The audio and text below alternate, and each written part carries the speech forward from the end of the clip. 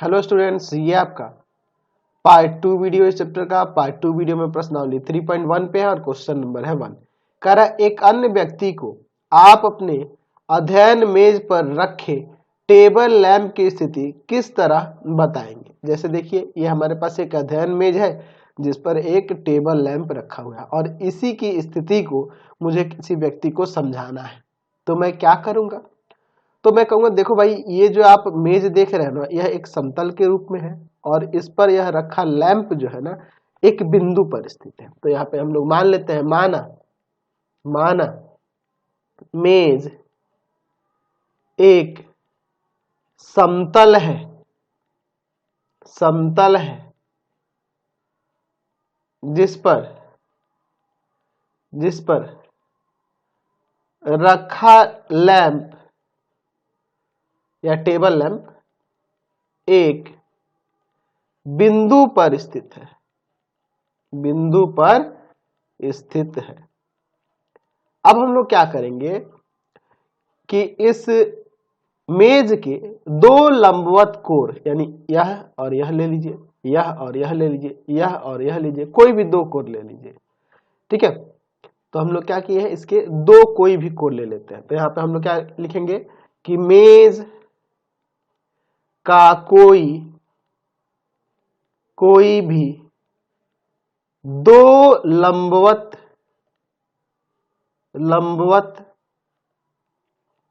कोण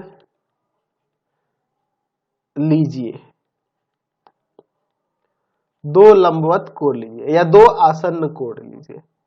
आसन्न कोण मतलब एक दूसरे से सटे हुए। तो मैं मान लेता हूं कि यह कोण और यह कोण मैंने ले लिया। तो देखिए, ये बड़ा वाला कोण है, ये छोटा वाला कोण है। अब क्या करेंगे कि इस बड़े वाले कोण से हम लोग क्या करेंगे, इस लैंप की दूरी माप लेंगे। ठीक है, मान लेते हैं कि यह दूरी 30 सेंटीमीटर है। ठीक है, और फिर क्या करेंगे कि इस अब छोटे वाले कोण से इस लैंप की दूरी माप लेंगे, छोटे वाले कोण से, और यह दूरी मान लेते हैं कि 40 सेंटीमीटर है। ठीक है, तो ये लिखना होगा, यहाँ पे भी हमें लिख देंगे तो अच्छा रहेगा। तो हमने क्या किया है कि बड़े वाले कोण से लैंप की दूरी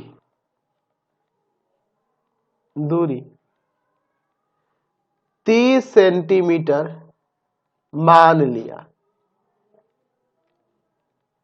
ठीक है, तथा छोटे वाले कोण से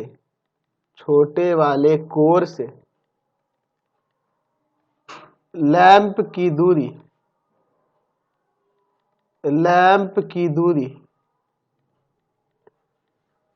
40 सेंटीमीटर मान लिया। ठीक है, यहां से 30 सेंटीमीटर मान लिया है, यहां से 40 सेंटीमीटर मान लिया है। तो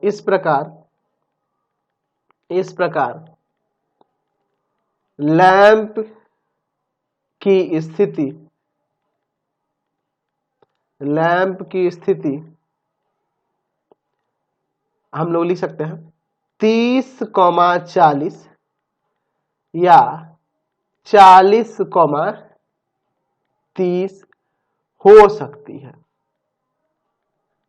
ठीक है, समझ गए ना, 30,40 या 40,30 हो सकती है।